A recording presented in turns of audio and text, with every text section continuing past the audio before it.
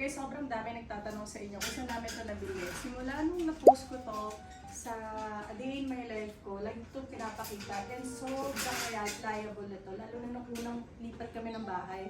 Kasi yung bahay na nilipatan namin, wala masyadong sampayan.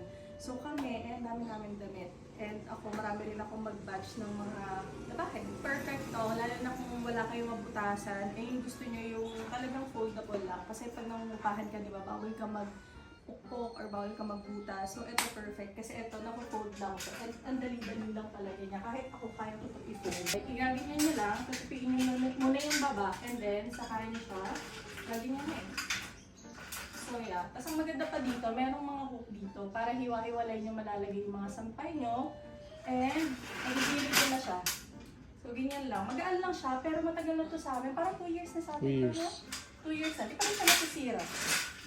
So, kapag sira mo, ganyan. Tapos, may gulong siya sa ilalim para ma-move mo.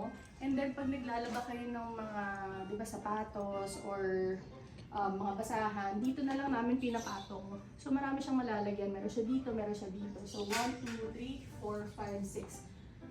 6 yung ganito niya. 1, 2, 3, 4, 5, 6, 7, 7. Tapos dito sa ilalim. So yeah, so yellow basket niya na lang yan. Sa gilid, ganito yung tsura. And 2 years na namin gamit to Hindi pa siya nasisira. Lalagay ko na lang sa yellow basket para sa lahat ng mga nangungupahan dyan na walang masampayan, go for it. Check out yan.